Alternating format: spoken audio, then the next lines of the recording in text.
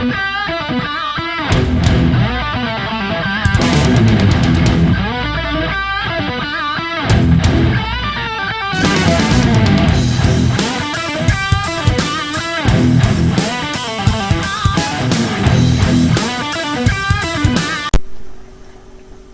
folks, it's me.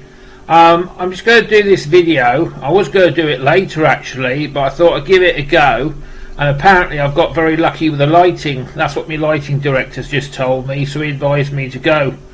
Also my TV's on, I'm watching the football as well. The football focus is on, seeing what's happened.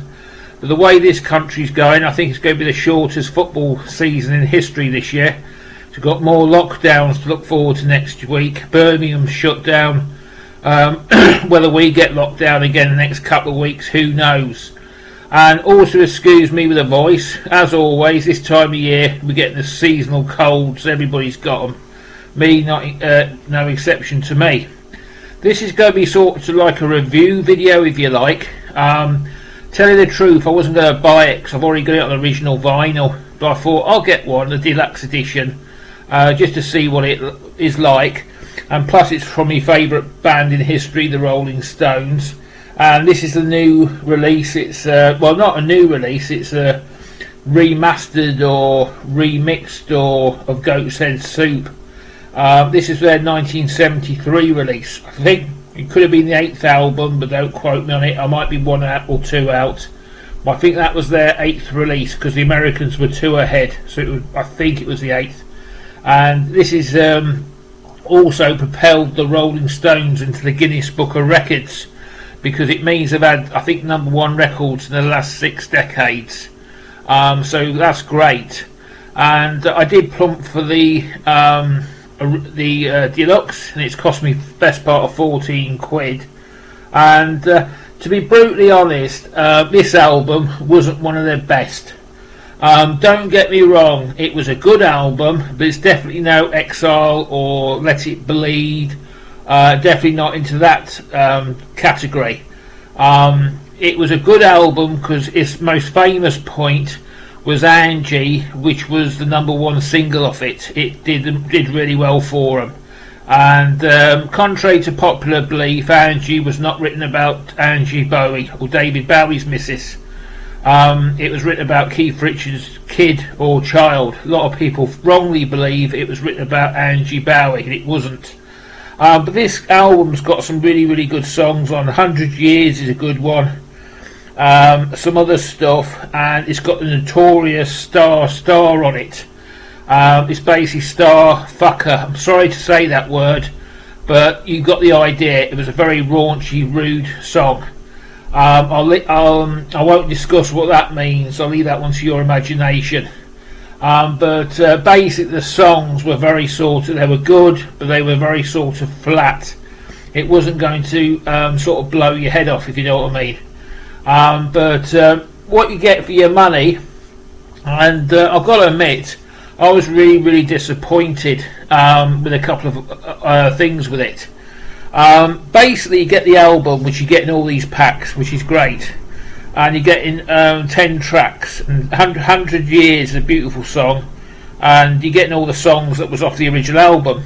Then they give you a load of studio or alternative mixes to the songs that you originally got, and that's on a bonus disc. Whether they put that on the standard one, I don't know, but you get a 2-disc set, and that's what you're basically getting, all the little bits they didn't want you to see.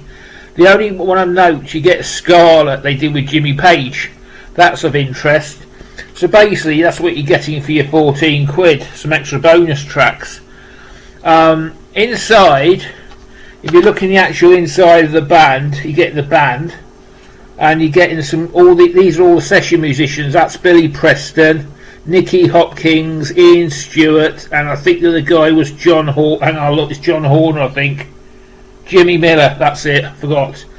And you get that in the middle. And it was weird because Bill Wyman, and you got Mick Taylor there, who replaced Brian Jones on Let It Bleed. But I don't think Bill Wyman featured much on this album. I think he only played on 3 tracks, if I remember rightly. So he's on there.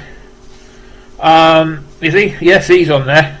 But yeah, and it's a great album. Another fact you might not know, it's the only record, or a lot of their songs had covers on the Rolling Stones. This one didn't. It was all original material, and that's another thing about it you may be interested in. But as I say, it's definitely no sort of masterpiece. But as I say, I've said it enough, Stones didn't make bad albums. But you're getting the 2 discs, look. Nothing really spectacular. And you're getting another disc. Sorry, that's not I won't get that out. But take my word for it, you're getting another disc. And this is what I found really disappointing with it. With Let It Bleed, they did the 50th anniversary of that CD. I've got it today because it only cost me £4. I've already got it in the collection, because it was so cheap. I bought it, and I spent like 45 minutes reading the booklet. But with this, what I was a bit disappointed with it. You're basically getting a lot of pictures, but you get no text. I personally would have wanted to read something about the actual recording of the album. You know, don't get me wrong, it's great pictures, but I want some text, lads. I want to know the history behind the album, what inspired you to write the songs. Well, I actually know what did, because I've been collecting Rolling Stones since the mid-70s, but let me rephrase it, somebody else might want to know a bit about it. But there's a nice picture of them, look, and some more pictures, and obviously in the recording studio. But yeah, you get a bit of bump on the back. But that was the only criticism. I would like a better booklet. I want to read about the album. I want to know what the studio sessions were like you did on Let It Bleed. That's my only criticism with it, with the album thing. Is it worth £14? Rolling Stone stuff's always very expensive in this country. So if you want the deluxe edition of this with a red vinyl, you'll have to cough up over £100, and I'm not going to pay £100 for a Rolling Stones album. It's just not going to happen. But it's worth £14. You know, it's the best rock and roll band on the planet.